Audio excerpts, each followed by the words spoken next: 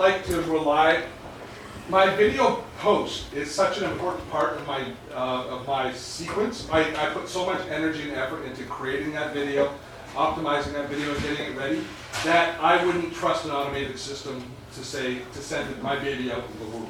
Does YouTube allow you to? Yes, yeah, sure you Or do you can. have to use Hootsuite? No, you can do it. You can do it on YouTube. I think you can auto create it. To be honest, I haven't looked. I know that using TubeBuddy I can schedule posts, but I wouldn't do it. Because I want to look. I want to read it over again. I want to check everything. I want to say, okay, it's all right. Okay, post, and then go and then put the blog post live, and then start the social media engine happening. And then I do a few other little tricks, like I take the thumbnail graphic once the post is live. I take the thumbnail graphic. I put it in, I go into Twitter natively, and I create my first tweet about the post in Twitter, and I add the Twitter graphic, I add the graphic so the graphic's hosted in Twitter, and then I go into Hootsuite and I grab the retweet, which has the link and the graphic, and I put that in my retweet, in my automatic Twitter, in social warfare I use. I put it in so that anybody that retweets or tweets about my post gets the graphic. So I do some little massaging things that I haven't figured out how to automate. But I want hands-on when that post goes public, because that's my business cycle. I've invested too much in it to do it any other way. Do we need, what kind of equipment do we need? Okay, I don't have actually all that much gear. My gear is I have a webcam, a Logitech C902 webcam, like a $100 webcam, high definition webcam. I've got a set of television lights that I bought from Cowboy Lighting Studios on Amazon for about 160 bucks. I've got another $180 invested in a green screen that sits behind me. My microphone is a really good microphone. I'm a bit of a sound snob, and it's not that I'm an audiophile, but here's my experience: is people will watch bad video that has good audio. They will not watch good video that incorporates bad audio. Our ears are a very sensitive organ, far more sensitive than our eyes. So we won't listen to bad audio. So I spend extra energy making my audio sound really good. My audio is awesome. In order to get that, I have a mixer, like a studio mixer, and I have an Electro Voice RE20, like a $700 studio mic that I use. A lot of people like the Heil PR40. There's a lot of different ones, but it's basically an analog mic. It's actually the mic that I used in the radio studio for many years.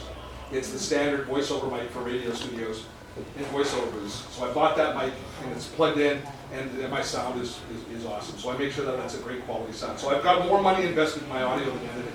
But you could, to be honest, you wouldn't be able to tell the difference listening probably if you had a good Blue Yeti $180 mic that you could buy at Amazon or from Best Buy. But a good quality mic is essential. And that's it. And then as far as editing software, I use a tool called ScreenFlow, which is a $97 package that allows me to edit, cut out the green screen, do all of the special effects, mix everything in, to do everything, and I do it all. Just, it takes me from the time, if I know the content of my video, which I normally do because the production process, from start to finish, to have a video ready to publish, so it's been uploaded to YouTube and it's ready for the massaging, is 2 to 2.5 hours. So I'm pretty efficient. But I think that comes from 20 years of television. Like, I'm used to sitting in front of a camera. I know what I'm looking for. So I know what I've done. As soon as it's out of my mouth, I know if it's good or bad. I don't have much waffling. There's lots of times that most people would watch a tape that I've done where I'll record, I'll stop recording, I'll just delete it, and I won't even, and that was great, yeah, but I know where I can do better. And then so I just do it, and so it's a pretty efficient process for me.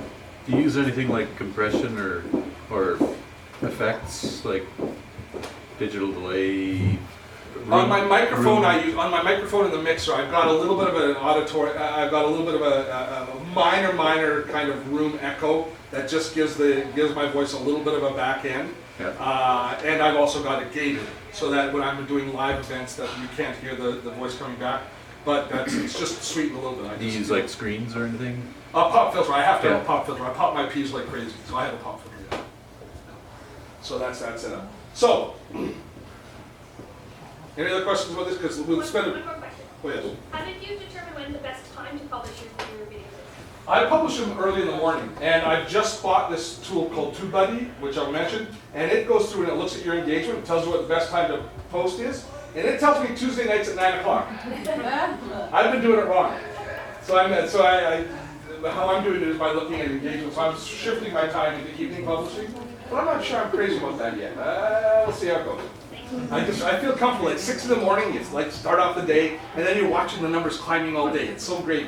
You go to YouTube just to see your numbers, and I do scoreboard watch a little bit because I want to see what's trending. But I also remember every single morning. I didn't mention this, but I might have alluded to it. Every morning, my routine is the very first thing I do before I answer my email is I go into YouTube and I go into the comments area in YouTube and I read every comment that's been posted in the last 24 hours and I reply to every one. Even if it's just a thumbs up, I do that. That's my routine, and I think that has really helped bind my community too. All right, let's just take a second and talk about the kind of the new kids on the block for this whole thing. So YouTube is traditional video that we've recorded, but we also mentioned in the preamble